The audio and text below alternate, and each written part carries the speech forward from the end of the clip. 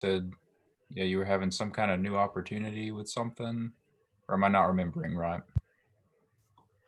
Did I say that? Is that Uh, Maybe not. I thought you had said something about something like that, like you had gotten a call about something, but ah? I don't know. Maybe did I say about theological school? Probably. I'm teaching right now, and I'm in the end of the semester, and we are our school looking. In Indonesia right now, theological school is under the government oversight, and they usually have this 4 years re-accreditation. So you are like have a legal structure and okay. acknowledged by the government. And one part of it is if the school have a working together or send lecturer or students to overseas and vice versa, and that will help our credibility. Okay. Yeah, and yeah, because maybe because of this pandemic, it's a bit difficult. Perhaps later. Mm-hmm. Yeah. Okay. Okay. Maybe that's what maybe that's what it was.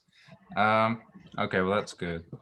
Um, is that kind of a little bit stressful though, having to go through that accreditation, or is it just normal? Oh yeah, it was a bit stressful. Yeah. But right now, because of pandemic, they automatically give us new accreditation Okay. Well, that's according good. to what we had before the pandemic. So if you have Right. C, I will have C. If you have A, you get A. But Okay. it's better, better than prepare Yeah. tumultuous um, preparation and Mhm. requirements. Yeah, a bit stressful. Okay. Okay. Well, I guess I'm glad that's that's done with then. Yeah, Um, blessing in disguise. Mhm. well, I guess we can get started. We're on lesson 20. Did you have any questions or anything first, though, from the week or from the exam or anything else that you wanted to talk about before we get going on these? Oh yeah, I do. Where was it? Uh, if you see page 33 in lesson 16, in the bottom of the page there's um, circulate form from Melek, Okay, yeah. and the singular with suffix malaki. Hmm. Um, so that kaf with hirek yod. I know hirek yod is usually suffix for um, first person, but Right. how about the kaf? Is it only exclusively for this word, or The kaf has changed form from the final kaf. Just to the left of it, you have the final kaf form with the shabab in it for malk and melek. And this one, it has changed to the normal kaf form, and it has a dagesh in it, so it's the harder sound.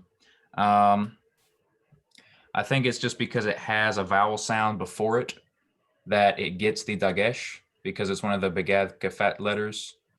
I believe that's what's going on there, so that's why there's a dagesh there. Basically, it just means it's pronounced as the hard C. Are okay? you asking why does it have the dagesh or Why does it have kaf? oh, just why is there kaf at all? Um, yeah, it's because it's the same letter as the one to the left. So look immediately to the left of Malki. You have Malk. The final letter, the farmost left letter, is final kaf, the final form of kaf. Ah, yes, of course. Yeah, Yep. that's one of those that has two forms. So yeah, that's what's going on there. Okay. So so anytime it's not the final letter of the word, it'll look like kind of like a backwards C, like that kind of kaf. Yes. Okay, got it. Thank you. Okay, cool. Do you have any other questions or anything you wanted to bring up? Uh,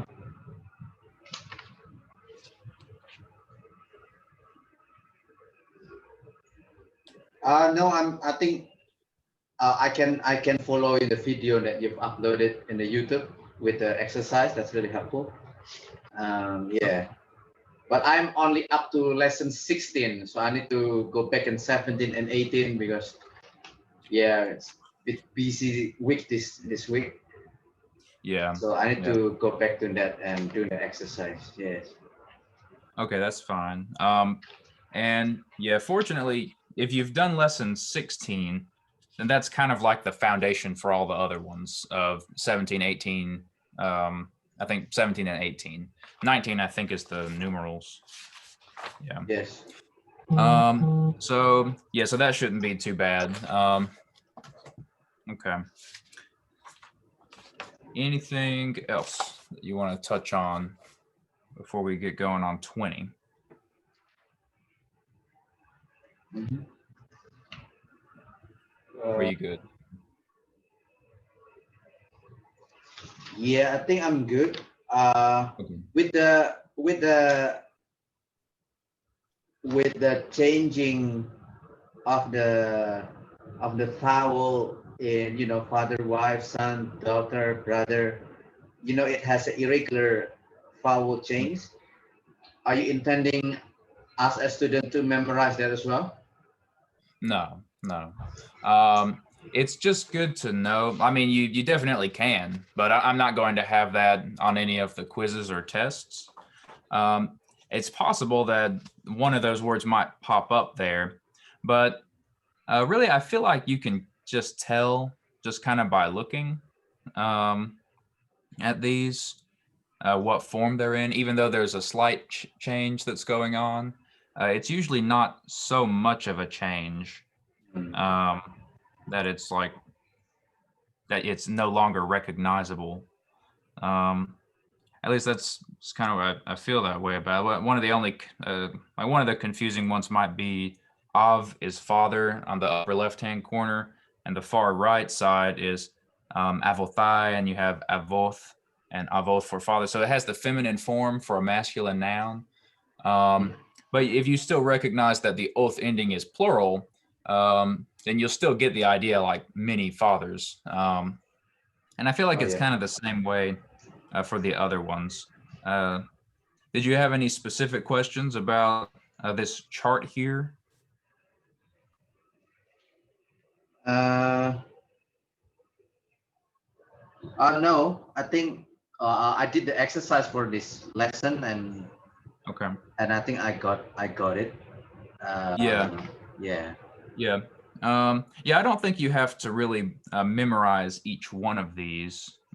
If you feel like it's helpful to you, of course, you definitely can. Um, and yeah, let's see. And the same thing for Isha.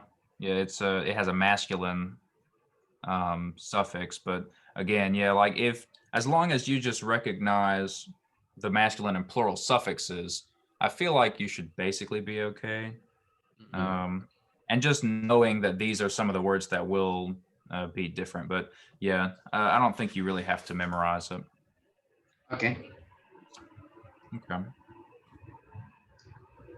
Okay, anything else? Phenotype. I think I'm okay for now. I will ask Okay. question when I recall some things that I didn't get it. Yeah. Okay, perfect.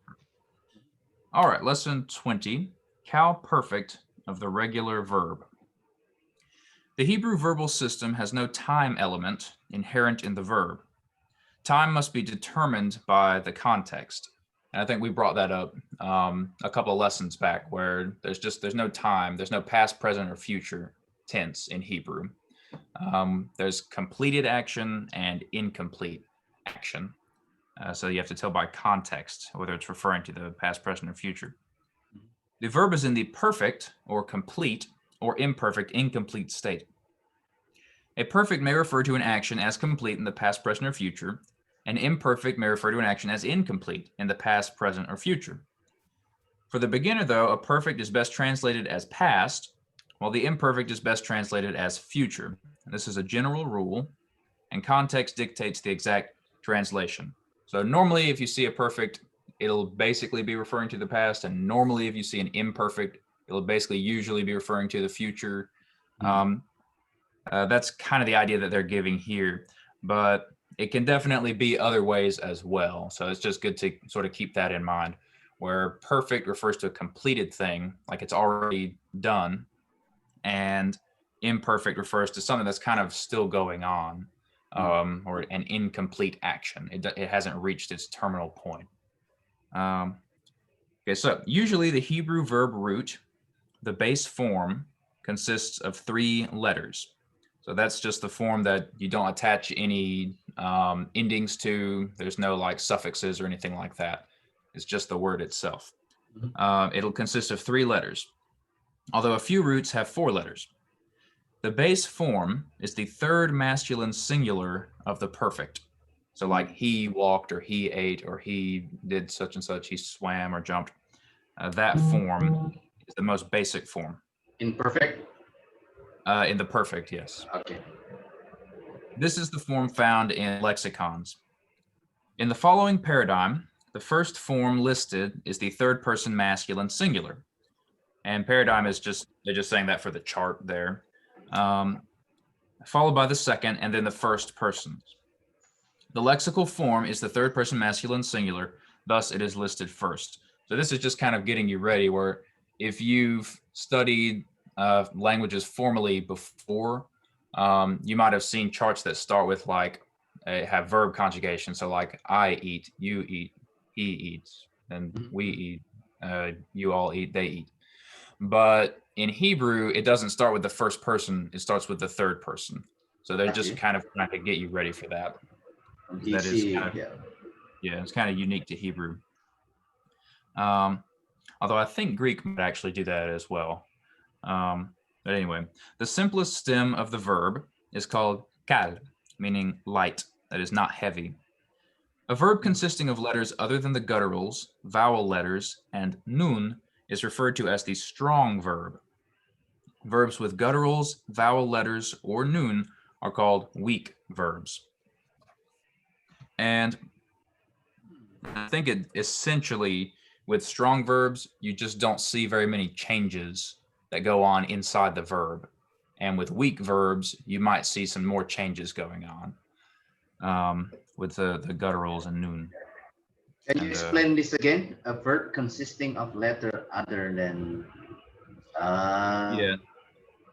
If it's a verb that has any letters besides gutturals, vowel letters, and nun, so gutturals like aleph and ayin, vowel letters yod and vav, and nun, if it doesn't have any of those, then it's called a strong verb. And I think the basic difference between strong and weak verbs is that strong verbs don't have a lot of changes when you conjugate them. They're kind of very regular and normal acting. And then weak verbs might have a few changes because of the nature of those other letters. They're more subject to change in Hebrew when you start conjugating or adding things.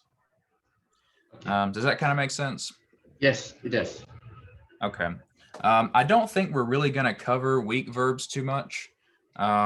We have like at the end of it, and I could still send it to you from the book, but I hadn't planned in this course to really go through those because just as I recalled, they're basically the same thing as the other verbs, but there's just some odd changes that kind of go on.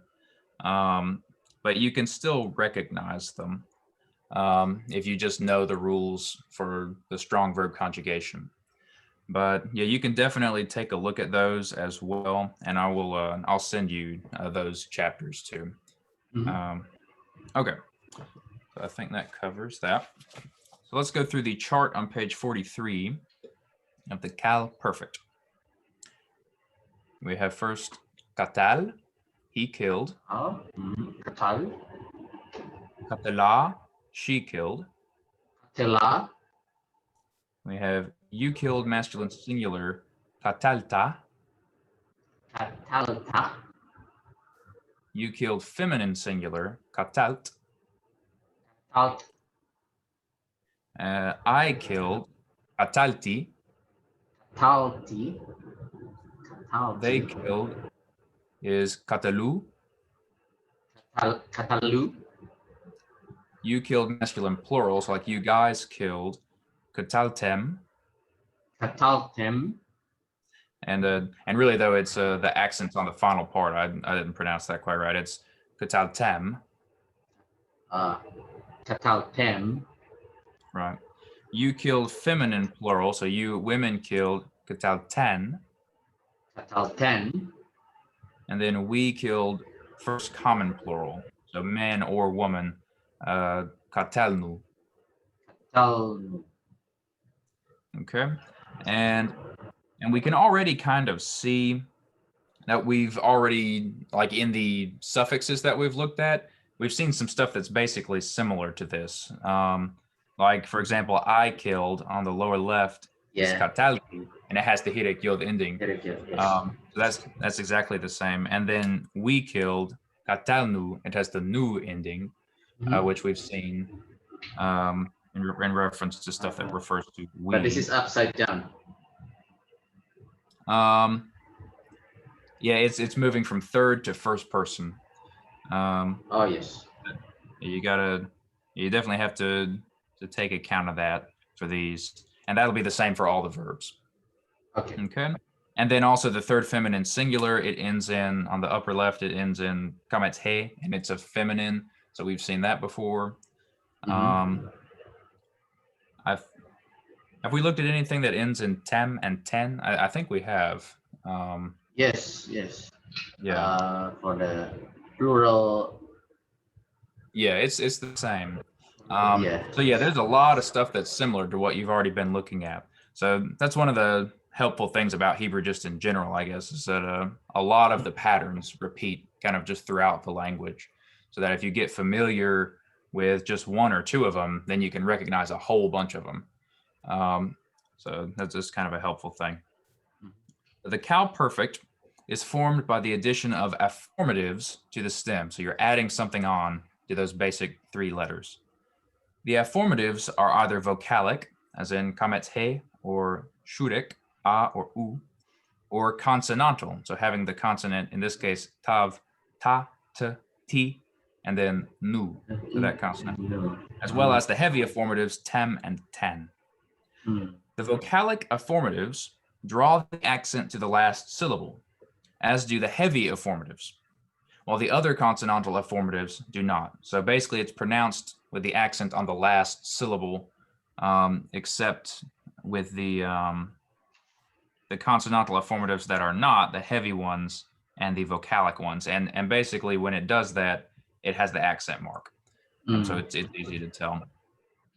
When the accent moves to the heavy affirmatives, the kamets in the open syllable 2 places from the accented syllable volatilizes. So, and we've seen that as well, where if you'll notice on the second masculine plural and second feminine plural, under the initial kof, the first letter is a shava, whereas in every other place, it has a kamets underneath that. So it's just volatilizing there because it's 2 away from the accented syllable tem and ten. Yes, from the heavy one. Yeah. So we've seen that one before too, where it 2 away from the accent syllable, it volatilizes. So that's to be expected there. The vowel under the final syllable of the root volatilizes when the vocalic affirmatives are appended, as in katala and katalu. The metheg is placed with the vowel in the first syllable to indicate a pause in the pronunciation of the word. This metheg shows the first syllable is open, ending with the kamets, and the following shava is vocal. So in the example of katala on third feminine singular on the upper left there, you have a tiny little line just to the left of the kamets. Can you see that on there? It's yeah, not really obvious, but inside the bracket you can see it. Yeah, it's very small. But basically that little line, and it's the same thing on they killed Katalu on the upper right. There's a little line just to the left of the kametz. And that's just letting you know that there's a slight pause, so it's not katlu, but it's katalu, and it's letting you know that it's an open vowel syllable. It's an open syllable. So the syllable isn't kat, it's ka. It ends in the vowel sound. So that kind of lets you know. It's sort of just like a pronunciation guide when you see that metheg there. Okay. And it says the vowel under the final syllable of the root volatilizes with the vocalic affirmatives appended. So you'll notice under the teth there, the second letter, for example, in katalu, it has a shiva instead of a pathach, as in the third masculine singular on the upper left. So under that, singular. Third masculine singular. So it has the pathach under the teth there, the middle letter on that upper left form on the third masculine singular he killed, katal. And when you add the vowel affirmatives, as in katala or katalu, it doesn't have the pathak anymore. It has the shiva. So when you add those vocalic affirmatives, you get the volatilization of that. The final syllable of the root. So again, that's just kind of letting you know that. Okay. Commits is vocal. And when you see the metheg also, you know that the following shiva is vocal. Full location or parsing of a Hebrew verb form includes the stem, state, person, gender, number, root, and root meaning. It's basically just the chart here. Katalta, if you have this as a verb form, so example, if you're looking at a Hebrew text and if you were doing an exercise like, okay, parse the verbs in this Hebrew passage, that just means you go to a verb like katalta. Then you go through this chart. You say it's in the kal stem, the perfect state, the second masculine singular, person, gender, and number, from the root katal, and the root means to kill. So that's what parsing the verb is. That's just what that means. Katalta. Yeah, and the book points out that the student must not be satisfied with anything less than a complete mastery of the strong verb. So definitely make sure you prioritize the Qal Perfect and the Qal Imperfect in memorizing and getting just really familiar with those ones especially. And also with all the verbs, it's important to do that, like with the nefal and pe'el, and we'll be looking at those later. But yeah, you definitely want to start off with a strong focus on the Qal Perfect and the Imperfect, because that's just kind of the foundation for everything else. Okay, so that'll be really helpful. The accents. Over 30 accent marks are used in the Hebrew Bible. These accents have several functions. They indicate the tone or the accented syllable. They serve as punctuation markings, as well as function as musical notations for the chanting of the scriptures. These accent marks fall into two broad classifications: disjunctive and conjunctive. A disjunctive accent serves as a break in the line, and a conjunctive accent serves as a connecting link with what follows. A normal Hebrew sentence contains two major accent marks. And notice in Genesis 1:1 below, which is, of course, in the beginning, God created the heavens and the earth. So it's Bereshit bara Elohim et hashamayim ve'et haaretz. And they're going to point out in the middle word, Elohim, there is the ethnach underneath it, which looks like a little arrow sign. Okay. And then at the far left of it all, after haaretz, there's the sof pasuk, which looks like a colon, kind of. Those two dots to the left of the whole verse. And basically, you're going to see these two marks in every verse of the Hebrew Bible. And they go on to explain that basically the ethnach in the middle kind of provides the logical dividing point So you kind of get there, and then this is kind of like the logical halfway point of the verse. And then the sof pasuk just tells you the verse is complete. Like this is the end of this verse. And I believe this is probably why we have in the English Bible and other translations the verse numbers that we do, because the Masoretes had these, and they basically broke it down into verses earlier than the translations. So the athnach beneath the word Elohim indicates the logical dividing point in the verse. It is the second strongest break or pause in the sentence. So when you're reading it, you can kind of have a short pause there. I don't always pause there necessarily, but sorry, the accent mark is the one under the yod in Elohim. Yes. Hirek yod. Okay, that's up next. Okay. Right. And I think it's kind of in between the hirek and the yod there, just because that's kind of the vowel sound that it's making, because those two marks together make the one vowel sound E. So the athnach, I think, will basically be underneath the vowel sound, or just the sound of that word. So in this case, it's kind of between the two, because this is two marks, the hirek and the yod, that make up the one sound. But yes, that's the athnach. And it's usually going to be in the middle of the verse. So here you can tell it's just kind of roughly in the middle. Yeah. Okay. The major stop is the sof pasuk, the end of verse, and is equivalent to an English period. It is preceded by the seluk. Notice the last word in the example above, haaretz.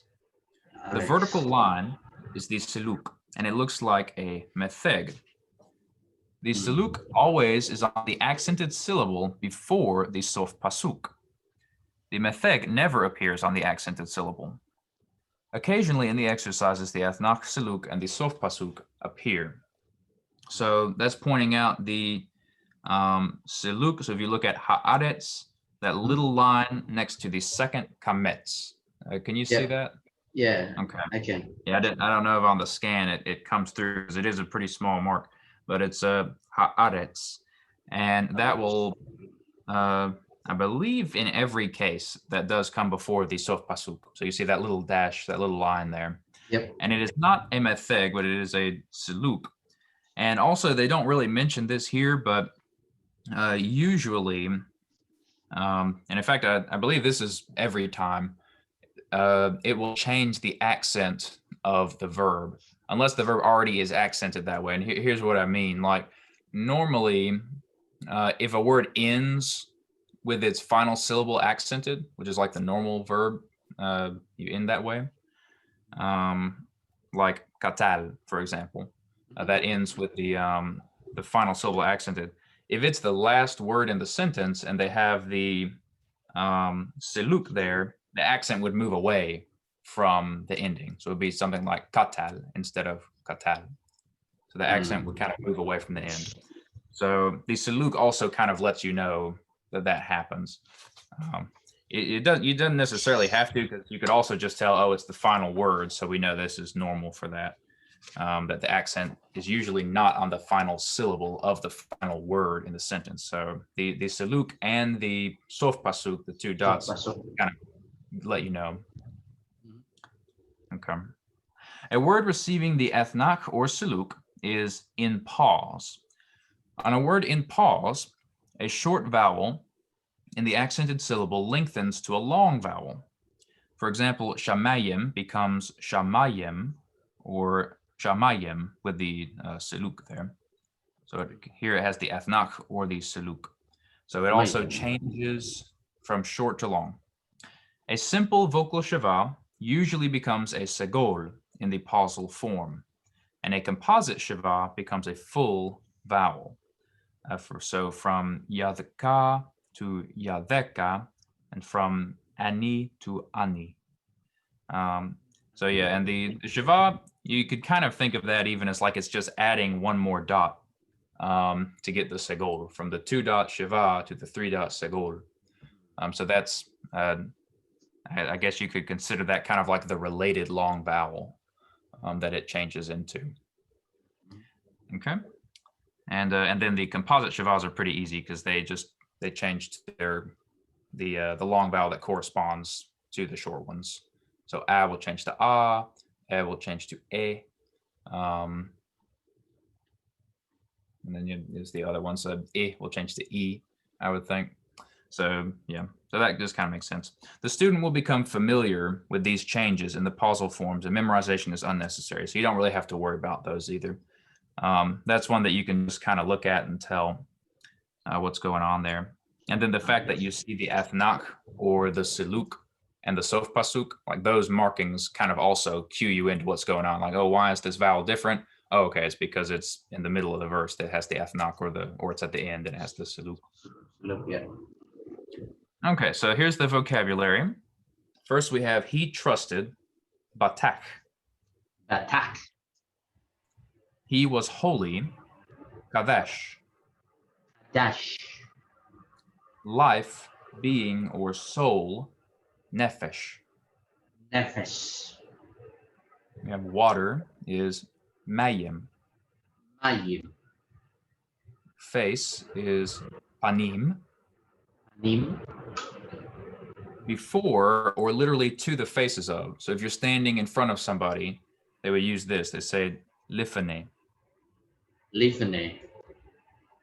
So like to the faces of. And you'll notice that face is panim. So it has the masculine plural ending. So it's kind of like the idea of both sides of the face. Yeah. Kind of that's that sort of thing.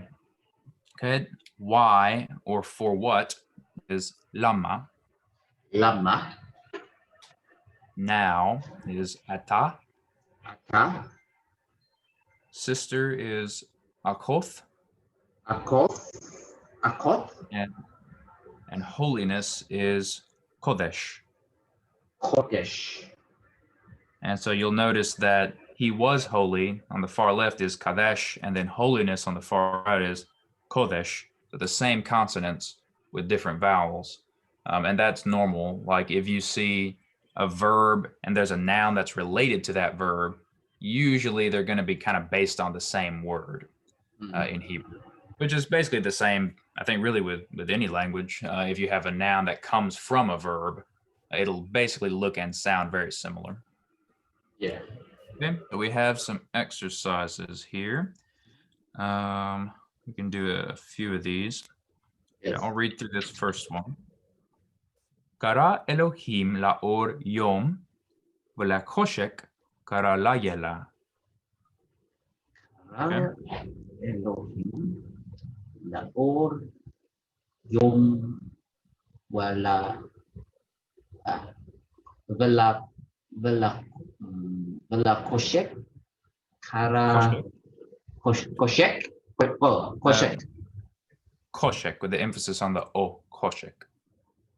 koshek kara layela. Right. Okay, so do you want to sort of take a try at going through and translating this one? Yes. Okay. He called God the or to light. Right. Day and to darkness he called Layla. He called night. Right. Okay, very good. And in Laor and Layla, you'll notice that it has under the lamed the vowel instead of just the shiva. So you know that the article is included here. So it would be God called the light day and the darkness la choshek. So the same here. So it has the article with the preposition. Oh, yeah. He called the night. So you could translate it that way as well. So that was good. Okay, and then also like he called to the light and to the darkness. Like in English, we wouldn't say that, of course, where we would just say God called the light day and the darkness he called night. Night. Yes. So kind of the lamed is just, it kind of lets you know what it is he's calling. So it's like he's naming it in this case. So yeah, so it's one of those things where the language is a little bit different, where they would use the lameth, like they called to the light. Then what did he call it? He called it day. And in English, we don't use the word to there. Okay, so that was good. Let's go through number 2. Zakar le'olam et britho asher karath et Avraham. Zakar le'olam et berito asher karat et Abraham. Okay. He remember. La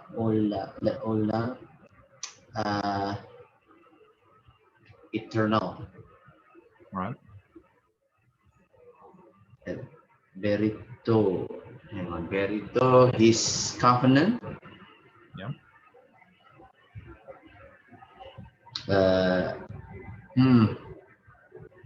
Asher. Asher. Asher is which? Was it? Is it? I forgot. I always forgot. Asher is that. Oh yes, that. That. That. Karat. He cut. He cut Abraham. Right, So, and in this case, eth can be understood as with. Okay. Which that one's kind of tricky. Okay, so that was good. So yeah, zakar le'olam, so he remembered forever or to eternity. Et britho, his covenant. Asher karath, that he cut or made. Et Abraham, with Abraham. So he remembered forever his covenant that he made with Abraham. That was good. Let's do one more here, and let's do number 3. We might do 4 as well. Yes. Ra'a Elohim et kol asher asa, v'hene tov ma'od. Ra'a Elohim et kal asher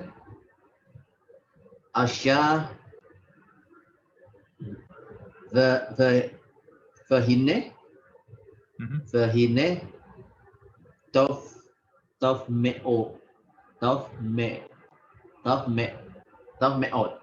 me'od. Okay.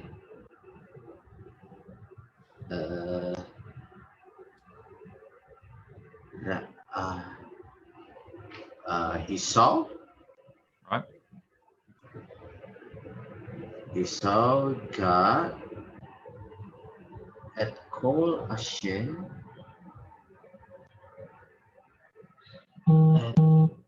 Qal Asher.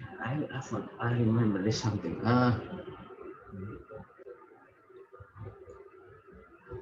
All. Right. All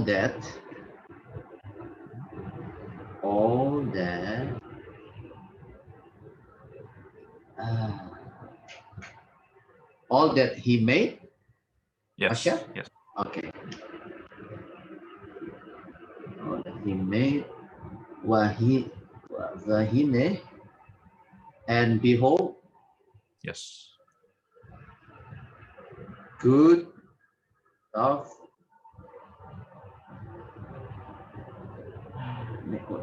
good. What is me'od? I forgot. Right, and ma'od is like very, very good. Okay. Me'od is only very or very good? I think it also means like strength or like strong. So like it's in the Shema. Like you shall love the Lord your God with all your strength. Bakol ma'odeka. It can also be something like strength. But in this case, it's kind of like very, so like strong, good, or very good. Okay. So it can be that. Okay, excellent, very good. Okay, good deal there. And why don't we do number 4? We'll end with that one on this lesson.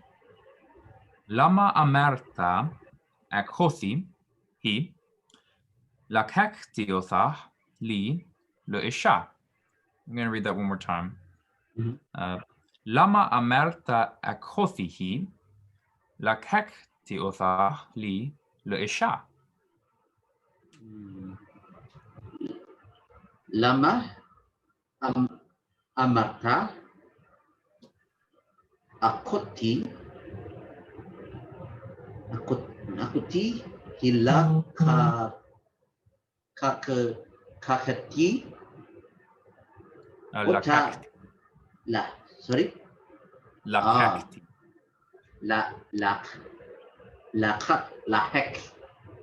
Lahakti. Okay, lahakti uta lila isha.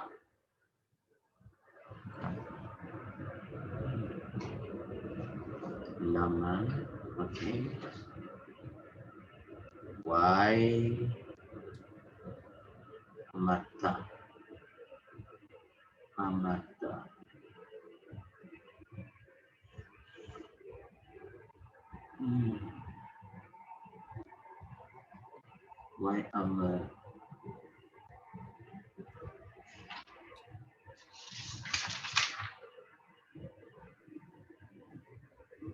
Why this is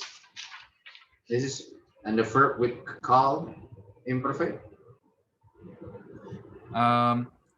This is the second person masculine singular suffix for the perfect. Okay. From the word amad. Why he spoke? Is it? But it's second person. It has the ta ending. Why you spoke? Why you spoke? Akoti. Why you spoke? Akoti. I know this is first person.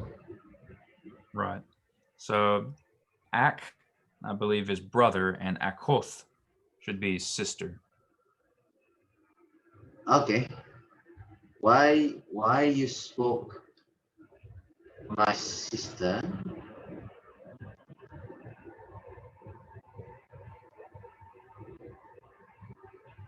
He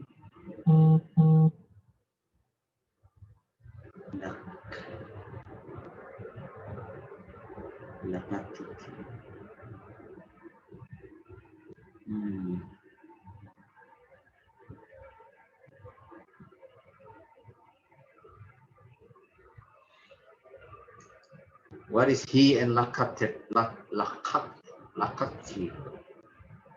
He is one of those pronouns. Yes, I remember. Sorry. Yes. Her. She. Person feminine. She. The subject. Yeah, subject. Yeah. Why you spoke my sister? She. Lakati.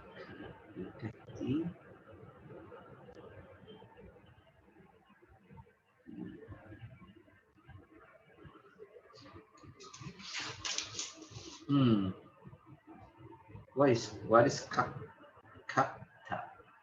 Lakak is actually the lamed here is not the is not a prefix. It's not the preposition. It's part of the word itself. So you need to know what lakak is. Hang on, lakak.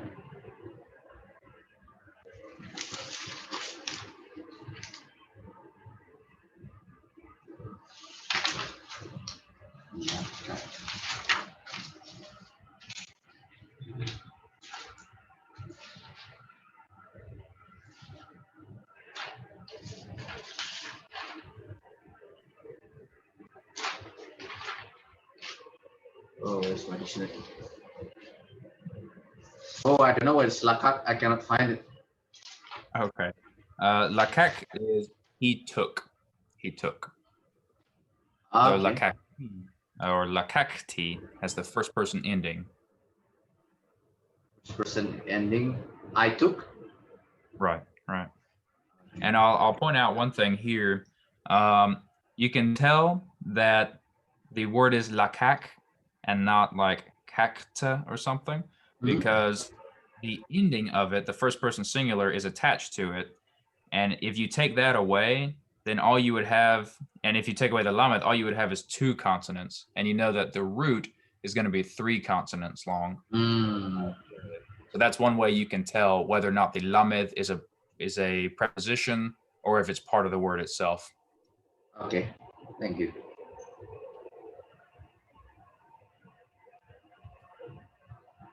He took. Ota. I remember this. Ota. Ah. He took her. No, no, Right. no, no, no. Yeah, yeah. Object. Or I took her. Yeah. Oh, sorry. I took her. Lila Isha. I took her.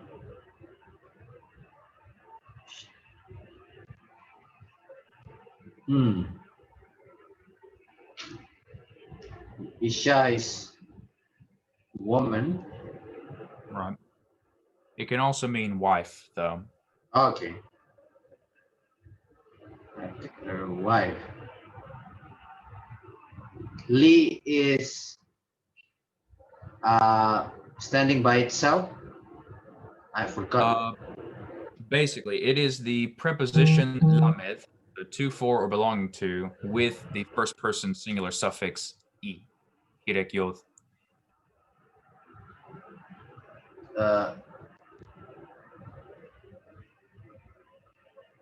Belong to mine. In this case, it would just be to me. So like I took her to me. Okay. I took her to me. The wife. Yeah, to wife or for a wife. You could do it that way too. Okay, and yeah, and also, and I believe this is a normal expression in Hebrew to mean to marry someone, like to take to yourself for a wife or to a wife. Le isha.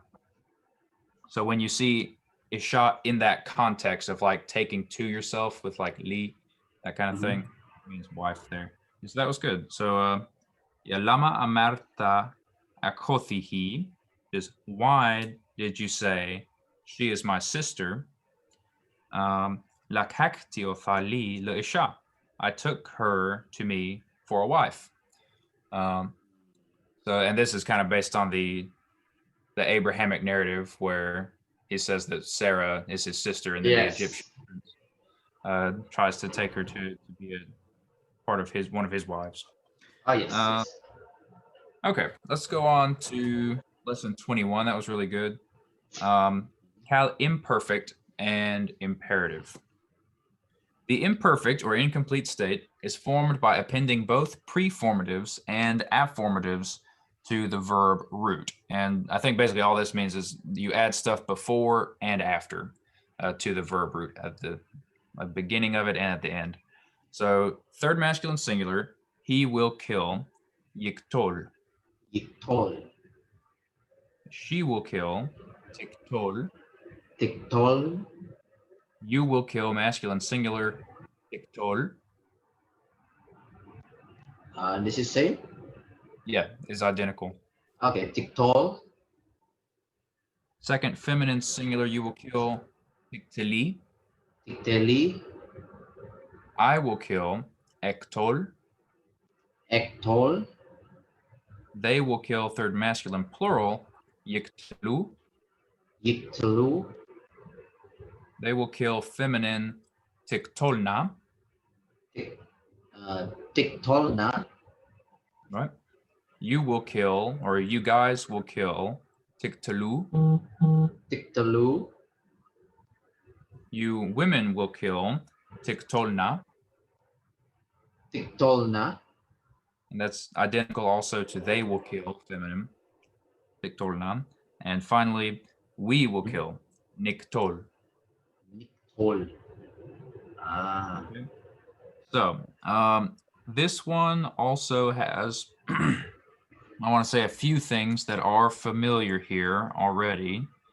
As in Yiktalu on the upper right, they will kill. It has that shurek ending. So that's kind of a, I think we've seen that ending already in some things. They will kill.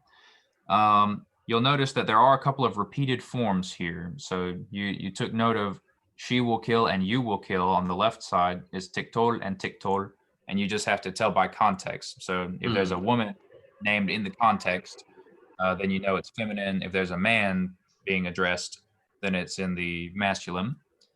And then the same with tiktolna on the right side means they will kill, third feminine plural, or you will kill, second feminine plural. But both of them are feminine though, so that one kind of helps. And they both end in kamets he. So that one you can kind of tell they're on the feminine side. Oh yeah. And then we will kill has a nun at the beginning, and that nun is kind of expected in the we form, that first person plural. You tend to see nun come up there. Oh So yes, yes, yes. kind of help with that. Also, at the top of the chart, third masculine singular is yiktol, he will kill, and then on the right side, they will kill is yiktalu. So it's basically the same. You just add a u to the end of it. So I'll go through this quickly, and it also kind of has like a rhythm to it. So I'm just going to read through it real quick. Yiktol, tiktol, tiktol, tiktali, ektol, yiktalu, tiktolna, tiktalu, tiktolna, niktol. So then you will kill masculine plural and they will kill are also very similar. Third masculine plural and second masculine plural. They will kill is yiktalu and you will kill is tiktalu. So the only difference is the first consonant, and they're both the masculine plurals. So that also kind of helps with that similarity there. Ah yeah, Okay. yiktol, yiktalu. Yes. Any questions about this, or this kind of making sense? Yeah, I need to find the pattern and remember this, I think. Yeah. This is just you just got to memorize it. But there's definitely some patterns and there's some stuff that you've seen before. So kind of recognizing that I think is helpful to remembering. Okay, so the defective holum volatilizes before the vowel affirmatives. And we remember the defective holum is just the dot without the vav. So like yiktol, tiktol. Anytime a vowel volatilizes, the resultant shiva is vocal. So when the tol goes away, so a good example would be on the upper left, you have yiktol, he will kill, and on the upper right, they will kill. So instead of yiktol with defective holum, you have yiktelu with simple shiva underneath the middle letter teth. So that is the volatilization of the holum there before a vowel affirmative. So it has the u ending on yiktelu. So that's a vowel ending. So then we see the holum volatilizes. And we know that anytime a vowel volatilizes, the resultant shiva is vocal. So it's not, it would be even hard to say yiktelu as a non-vocal shiva. But you can tell when it volatilizes, it's a vocal. It's not going to be silent. Okay. When two shivas appear together in the middle of a word, the first is silent and the second is vocal. So again, notice in yiktelu, there's two shivas right next to each other. So the first is silent, the second is vocal. Yep. So that's the normal pattern for that. Whenever you see that, that's how it is. Before the consonantal affirmative na, which is light in nature, that is, it does not draw the accent to it, as in tiktolna. The vowel holum is retained and accented. So we have yiktol at the beginning. So the tol is the accented part. And in the third feminine plural and the second feminine plural, tiktolna and tiktolna, the same, the accent stays the same. The ending na is considered to be light. It doesn't draw the accent to the end. So the accent remains on the tol, and it actually gets the accent mark there to kind of let you know. Yep. Told. So the, Sorry, what were you saying? I was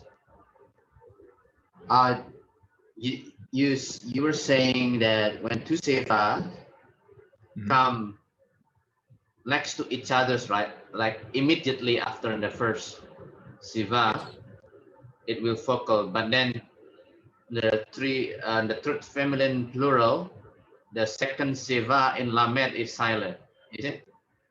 Yes, it is. But you'll Tolna. notice that they are separated by the holam defective. You see the little dot to the upper Uh-huh. left of the eighth? Yes. So that vowel is coming between them, so the rule doesn't apply. The rule only applies when the two shavas are immediately next to each other, as Yeah. in yiklu or tiktili. You will kill feminine singular on the lower left there. That's the same thing there, tiktili. Mhm. And you will kill second masculine plural has tiktilu. And I believe that's the same always. Whenever you see two shavas immediately next to each other, the first is silent and the second is vocal. Okay. It's actually, I think it's really just the easiest way to do it too. Like it would sound a little bit funny to say tikatalu, both vocal, or if you tried to do just the first vocal, like tikatlu, that also is a little bit forced. I feel like tikatlu. Mhm. Um, so basically, it's kind of like the easiest way to do it too, like tiktalu. So the second is vocal, first is silent. Okay, so Qal imperative, masculine singular kill is katol. Tol. Feminine singular kill is kitali. Italy. Masculine plural, so like commanding a group of men to kill would be kitalu. Lu. And feminine plural kill is katolna. Tolna. Tolna. And this here is going to explain how the imperatives are derived, like how you get to those imperatives. And I think this is really helpful. The imperative is formed by dropping the preformatives of the second person's imperfect. In the masculine singular and feminine plural forms, dropping the preformative results in the kuf having a vocal shiva beneath it. In the feminine singular and masculine plural forms, dropping the preformative results in two shivas appearing at the beginning of the word. So kutali and kutulu. When two vocal shivas appear together at the beginning of a word, the first becomes hirik and the second remains vocal. So probably the one of the big things to take away from this is that to get the imperative, you just take the second masculine and feminines, both singular and plural, and you drop off the first part of it, the preformative that you're adding. So if you say you will kill, masculine singular is tiktol, then you just drop it off, and command is kutol. You drop off the preformative, the initial tav. The same thing with the second feminine singular is tiktali. Drop off the ti, and you just have kitali, the command. And then over on the plural side, you will kill, second masculine plural, tiktalu, drop off the ti to get kitalu. And you will kill, second feminine plural is tiktolna, drop off the initial preformative ti, you get kutolna. So basically, if you're familiar with the imperfect of the Qal, then you can also know the imperative. Even if you didn't have it memorized, if you just know the imperative is formed from the second masculine and feminines and dropping the preformative, then you can tell what they are. Okay. Does that kind of make sense? I think I just need some clarity. Masculine singular for if. So you always take that from the second person imperfect. Is that true? I know it's true for the Qal. I'll look into this and see if it applies to all of them. But it is true for the Qal. I Okay. think it's also true for the other forms, but I'll have to check on that. Okay. So second person for the imperative of masculine singular, you take the second person masculine singular and then take the t, the t. Right. Is that right? Yeah. And cut off. Okay. The feminine singular.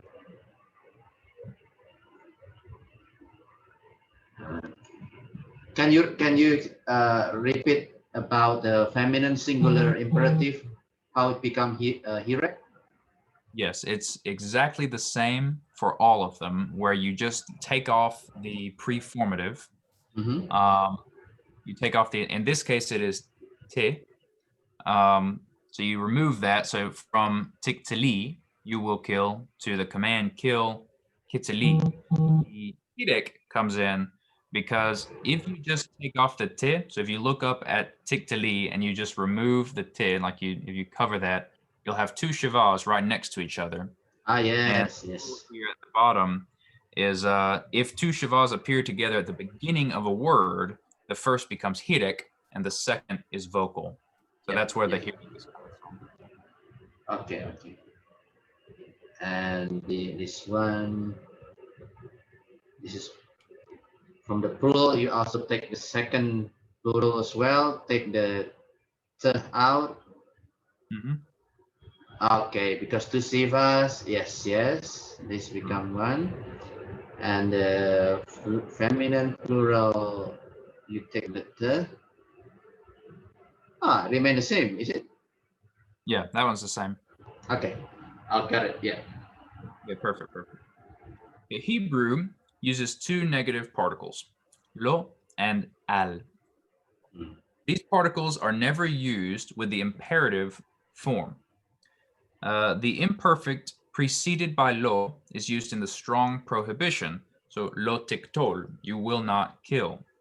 The imperfect preceded by al expresses the mild prohibition, al tishpot, do not judge. So a little bit milder. So I believe this is why, for example, in the 10 Commandments, we have like, thou shalt not kill, or you shall not kill, you shall not commit adultery, you shall not covet. It doesn't just say do not kill, do not covet, do not commit adultery. Because of the nature of the Hebrew language, they don't use the negative particle with the imperative. So in English, we do that. We can say a negative imperative, but in Hebrew, to get the sense of a negative command, you use lo or al with the imperfect. So that's why in the King James Version, you have like you shall not do this or that instead of simply do not do this or that. Okay, got it.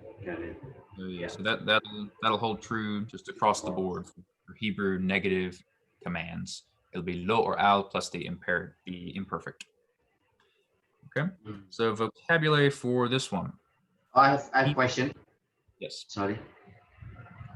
The second example of mild prohibition, altis pot. Right.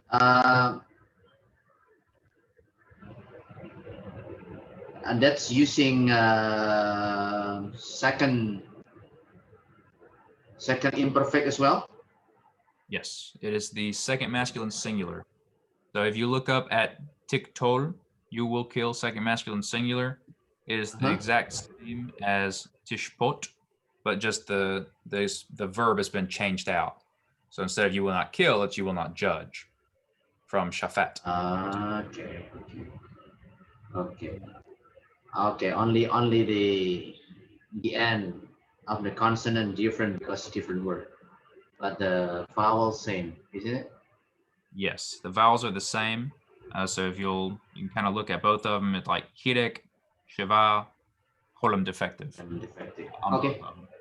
So yeah, it's kind of the vowels and the preformatives that show you the imperfect, and the verb can be any verb. So that's a good example of that, of changing out the verb there. So al tishpot, do not judge. Okay, very good. Thank you. Be buried is kavar. Kavar. And this one kind of sounds like the word cover. So you can kind of think of it as like being covered up. Okay. He pursued Radaf. Radak. Radaf with an F sound. Oh, sorry, Radak. Yeah. That's the final he form. It looks very similar to the final kaf, but it has the little hook on it. Radaf. Radak. We have Sha'ad. Sha'ad. Okay. And this one kind of sounds like the word Shire, like in the Lord of the Rings. You can kind of think of like the gate to the town or something. Sha'ad. Sun is Shemesh. Shemesh. Spirit, wind, or breath, depending on context, is Ruach. Ruach. And this one is possibly a word of onomatopoeia, where the sound, the word itself sounds like what it's describing. It's like with the wind moving, like ruach, ruach. It kind of sounds like. Again, yet, or still is oth. Oath. Angel or messenger is malak. Malak. Right. Star is kokav. Kokab. Death is maveth. Mavet.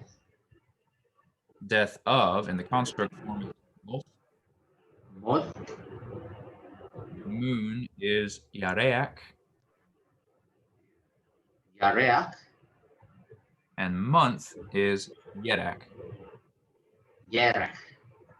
Yeah, and you'll notice that moon and month are very similar, the same consonants, different vowels.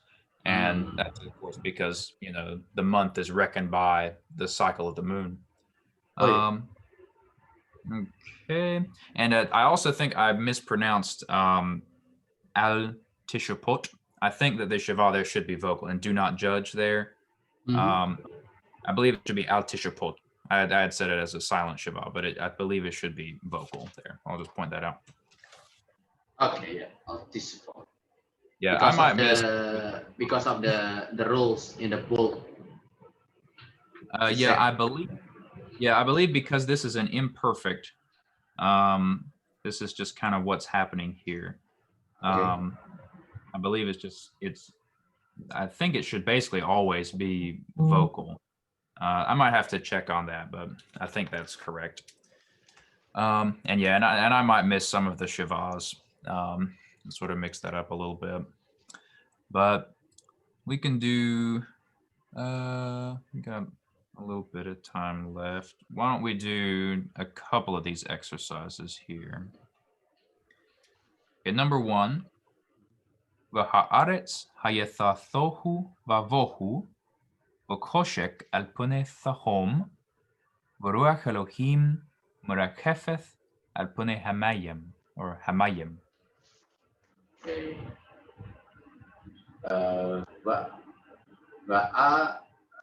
Va'ares hayetha tohu wavohu wakoshek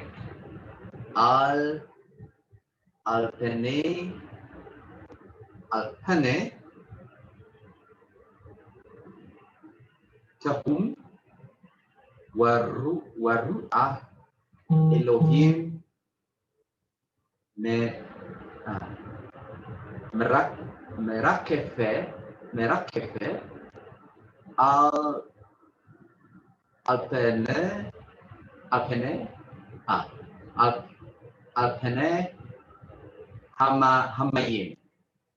Right. Okay. Let's try this. And the earth. Right. Hayata.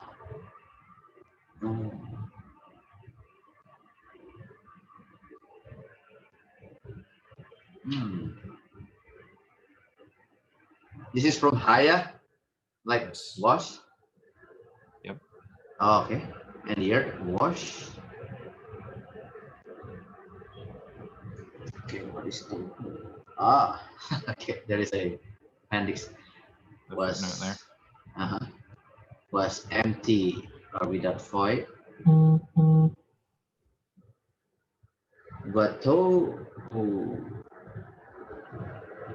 and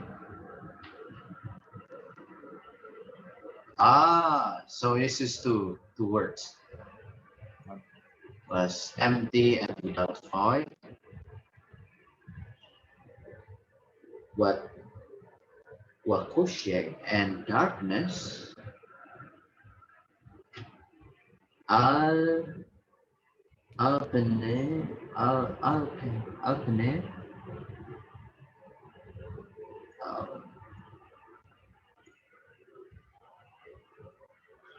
Tehun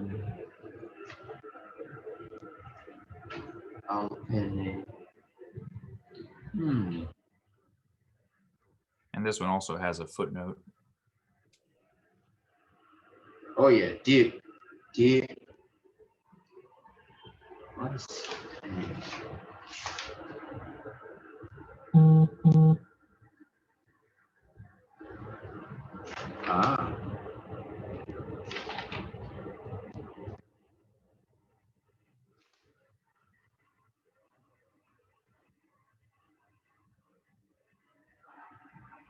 the face.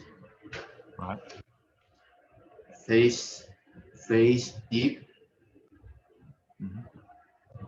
What is al again? Upon. It's the preposition. Yeah. Upon face deep. Maru'ah and the spirit. Hang on. Yes. Elohim is is it name or Adonai's name? Proper name. It's not really the proper name. It just means God. Okay. And spirit of God. Merah kefet offering.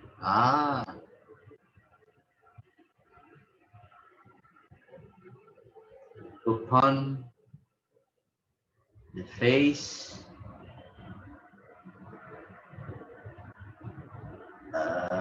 Hamayim, heaven, sky. Close. Hamayim is the water. Yeah. Yes. Shamayim is heaven, and Mayim is water. And I think possibly they're related words just because like water in the sky kind of are related things. Okay. Yeah, they do sound similar. But yeah, Hamayim here is water. It's a very good, excellent. So all together then, do you want to try and take a go at sort of a smoother translation of it? So, and the earth was empty and void, and darkness upon the face of the depth and of the deep. Right. And God's spirit hovered upon the face of the surface of the water. Yeah, excellent. Very good. Okay, that was a good long one. So, we'll go on to lesson 22. Qal participles and infinitives, to make sure we get through this one too. That was really good. So Qal participles and infinitives. And actually, I'll point out that murakefeth at the ending of that exercise that we just did, murakefeth alpune hamayim, murakefeth is a participle.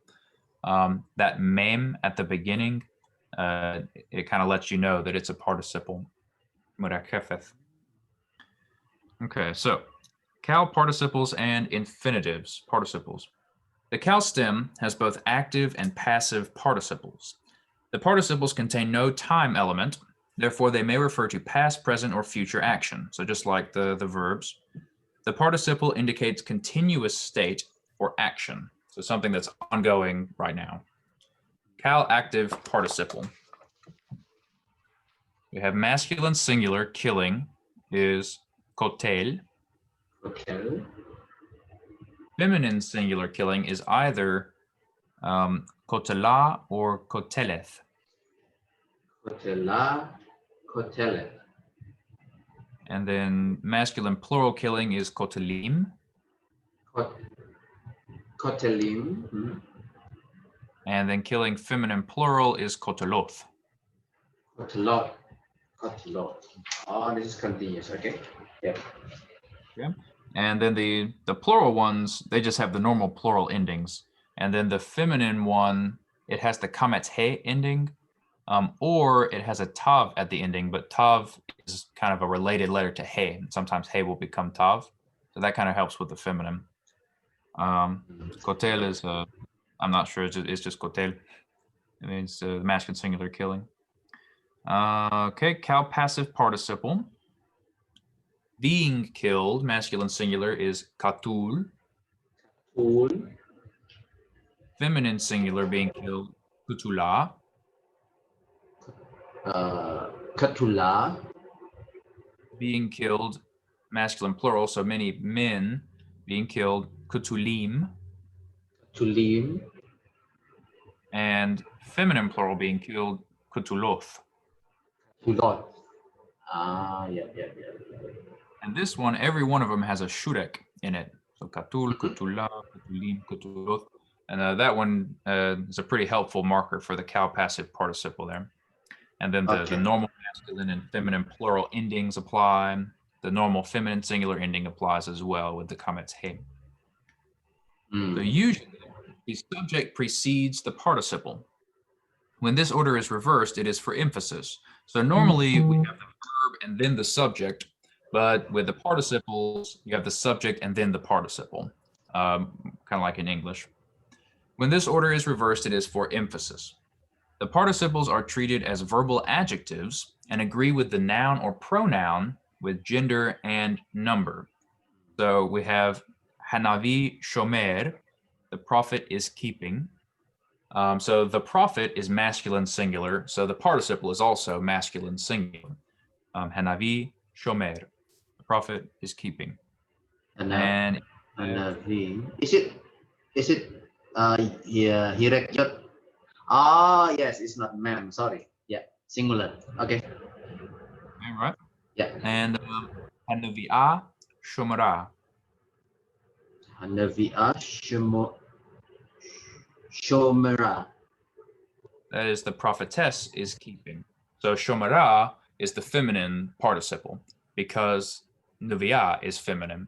So basically the participle will match in masculine, feminine, and whether or not it's singular or plural to the thing that it's talking about or the person. The article may be used with a participle. So you can have the in front of it. Such usage makes the participle equivalent to a relative pronoun in translation. So the example that they give to kind of explain this is hashomer, so the one keeping or the one who keeps. It's hashomer. Okay. Shomer. Yeah.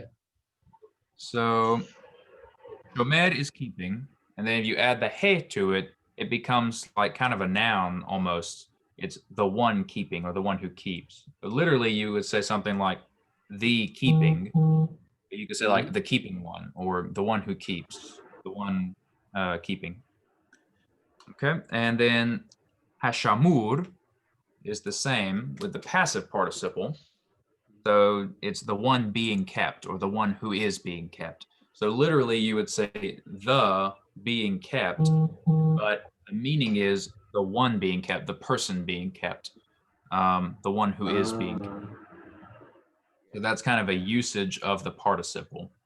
And that'll show up a pretty good bit in the Hebrew Bible. They use participles like that. Then we have infinitives. The Qal Infinitive Absolute and there's a footnote there. It is katol, killing. And it says the names absolute and construct should not be confused with the construct relation. The verbal usage of the terms do not imply the construct relationship discussed earlier. So we have also the Qal infinitive construct, but it doesn't mean the same thing as like the construct with the makef we learned about already. Just kind of a name that they use. It is kutol, to kill. The infinitives are regarded as verbal nouns. The infinitive absolute just tosses up the main idea of the verb. So we have katalis, to kill, katol, infinitive absolute, killing. So it's just, this is the idea of this verb, killing, katol. Infinitive absolute does that. And when it precedes the finite verb, it does so for emphasis. So also a pretty good bit in Hebrew, you'll see the Qal infinitive absolute and then a verb, the same verb. So zakor tiskor, literally it's remembering, you will remember. And you can translate it, you will surely remember. So it's an emphatic kind of thing. Okay. That's the infinitive absolute and then the verb, and it's the same one. So kind of when you see in Hebrew two verbs and they're the same verb right next to each other, you can tell this is usually what's going on. It's an infinitive absolute and then the verb, or the verb and then the infinitive absolute. And it's one of these special constructions here, these kind of phrases. When the infinitive absolute follows the finite verb, it indicates continuation or duration. So first we have infinitive absolute, then verb, and then now we have verb, then infinitive absolute. So this one means continuation. Tizkor zakor. Literally, you will remember remembering, or you will continue remembering. So it's a continued thing. So that's one way to recognize when this is happening, is when you see two verbs and it's the same verb repeated twice in a row. It's going to be one of these pretty much every time, I think. Okay. The infinitive construct is equivalent to the English infinitive in translation. So that's katol in this example, to kill. Frequently, a lamed is attached to the infinitive construct. They often attach lamed, which means to. So that kind of makes sense. So we have lishmor, to keep. So shamor would be the infinitive construct, and they added the le to it, to keep. The pointing of the infinitive construct violates the general rule for pointing the preposition. Normally, when two vocal shavas appear together at the beginning of a word, the first becomes a hidik and the second remains vocal. When the lamed is placed on the infinitive construct, the second shava becomes silent, lishmor, is regarded as a single word meaning to keep. When the preposition ba or ka, beth or kaf, is prefixed to the infinitive construct, it is pointed in the regular manner and the second shava remains vocal. So this is an exception when they add the l to the infinitive, the shava is silent. So it's lishmor in this case. I have a question. Yes. I'm not sure in Indonesian, because I think I remember in the early weeks when we are talking about absolute, with absolute and construct with makef. The absolute is always usually male singular absolute, right? And infinitive, I know this is different with absolute and construct, but when you, for example, when you say in the infinitive in page 47, this is katol.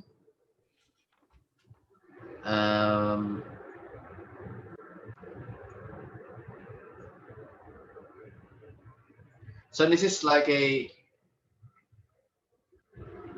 it's like a gerund in English. The gerund killing.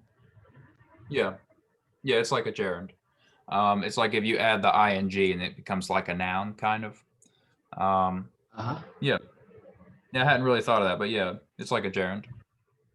Okay, so basically, for example, let's say in the word eat, and my eating is not good. So it's kind of like that as well, and you can do that in Hebrew as well, right? Um, hmm. I mean, you can use like the infinitive absolute to be kind of like a noun idea. So, Mm-hmm. like if you're talking about the killing of all these people, you could, I believe, say like katol kol ha'am, like the killing of all the people, Mm. um, that type of thing. So yeah, yeah, you can use it that way. I think that is just the normal way it's used. It's like a gerund. Okay. Uh, And it so doesn't basic. have, Sorry.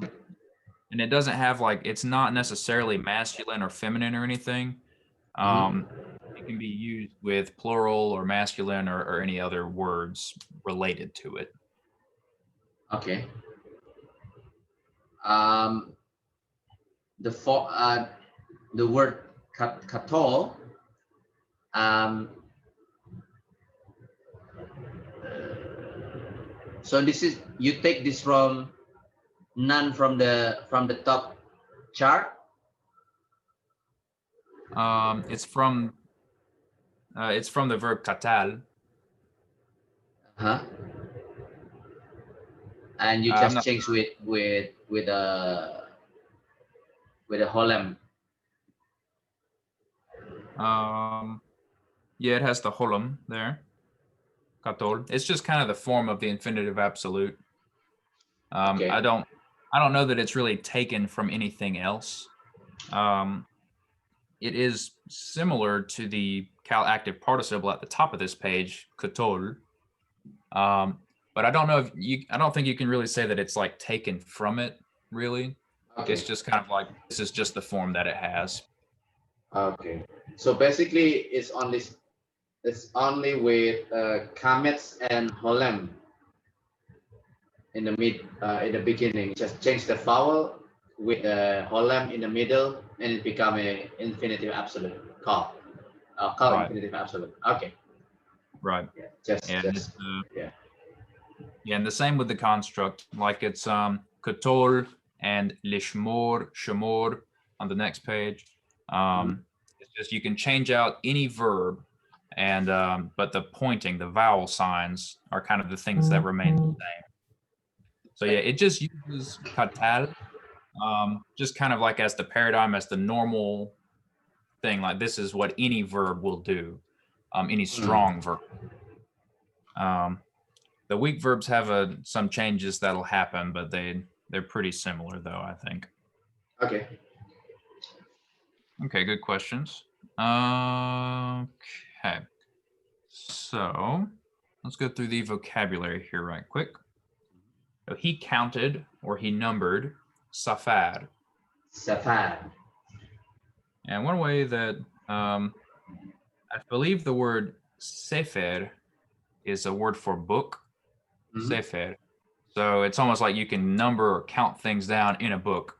You have like safar, and it also sounds like the word for cipher, which is like a code that you might write in a book. Mhm. So that's one way that I've kind of remembered that one. But so he counter numbered is safar. He dwelled or inhabited shakan. Shakan. He ruled over, often with beth attached to the following word, is mashal. Mashal. And this one kind of sounds like the word for marshal, just like a person who's ruling over in that sense. So Yeah. mashal, to rule over. He It's did or he made pa'al. Ta'al. He died. Meth, Met. Jordan, Yarden, Yarden. Joshua, Yehoshua, Yehoshua. Yehoshua, Yehoshua. okay, or for if is im. Im. I pray you, please, or now, a particle of entreaty. It's like you're asking for something kind of humbly or kindly. Na. Da. Animal, beast, or living thing. Kaya. Kaya. And of course, this looks a lot like the word for to live, which I believe is also kaya, or maybe kaya. I can't quite remember, but the consonants are the same. Mhm. And it's also very similar to the word for haya, to be. So you can kind of tell these are all related related words and ideas. The word na, this particle of entreaty, is actually the word hosanna. So like hoshana, to like save, please, Ah. asking to be saved, kind of thing. Hoshana. Okay. So Hosa is asking, like, say. Yes. I believe the word for save is yasha. So then they add the h, the hosha, to it, and that makes it become the hifil, which we haven't gotten to yet. But Okay. that's the causative active. So you're causing someone to do something. Mm. I believe this is correct. So hoshana would be like, please cause to save, or just save us, please, that type of thing. So they would use Okay. the causative. So that's kind of what's going on. Yeah, yeah. Um, okay. Why don't we just do just this first exercise to finish up today? And I think I have some more exercises in the video that we go through as well. Yeah. Because I'll read this first one. תשמור את כל הדברים אשר הוא נתן אליך. תשמור את כל הדברים אשר הוא נתן אליך. Okay.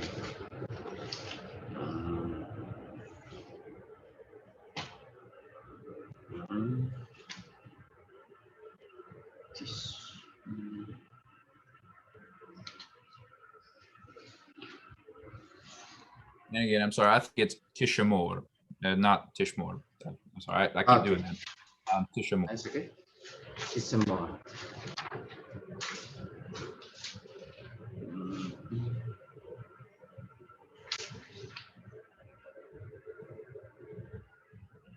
Tismor.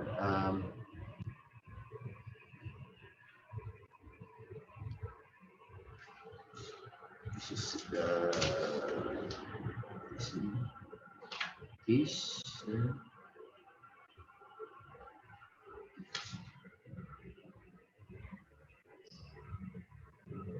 This is in the imperfect.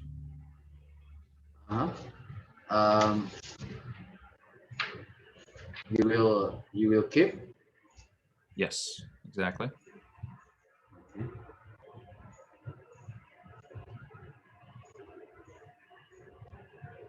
It call adverim. You will keep all the words. Yeah.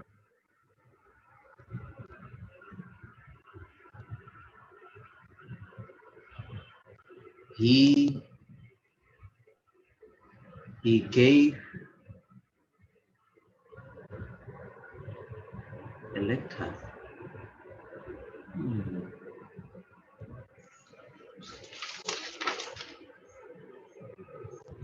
Electra.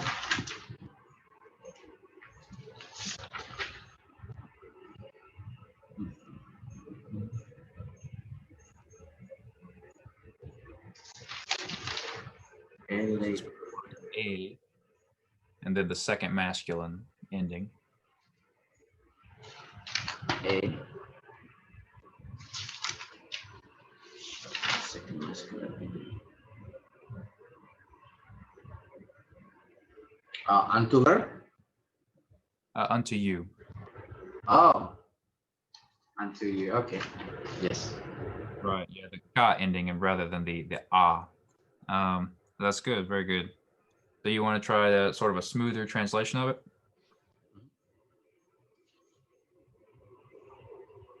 You keep on the words.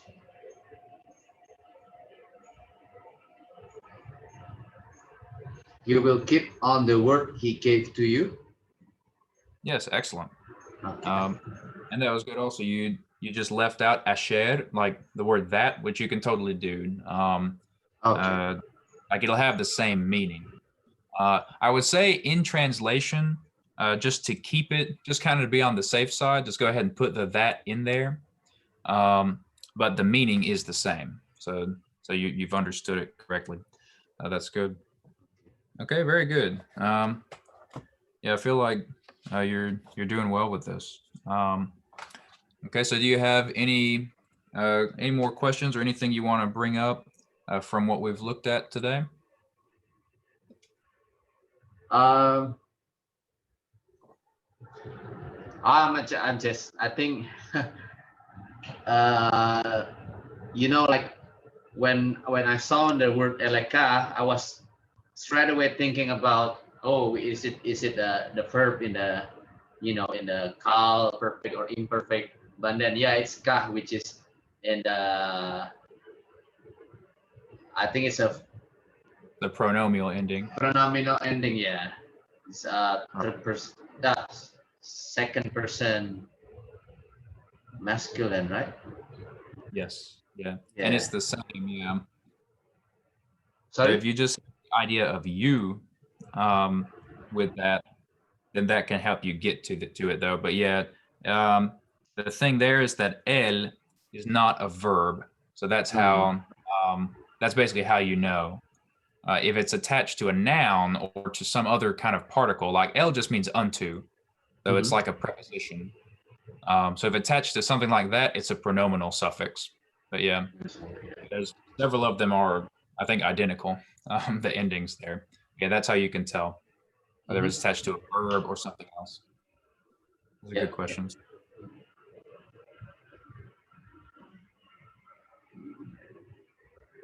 Yeah, I think I'm good. I just need to reread this again, watching the video again, and yeah, Oh I think I yeah, need, yeah, I need to make and it's a, not something that you'll just like you'll just know all of it perfectly just by going through it one time. Like it's uh, just got to spend some time with it, and you can sort of write it out and practice saying it out loud, and just I'll try to sort of recognize the patterns and the things it's similar to that you've already seen and all that stuff. Yeah, you can use yes. like flashcards or like a song or just whatever. But yeah, um, okay, excellent. So I guess that'll do it then for today. And just remember to definitely be sure to really look closely at the Qal, perfect, and imperfect. Um, Basically, you want to just totally know that one. Um, you really want to do that for all the verbs, but those ones are pretty good to know. Like it's really good to focus on that.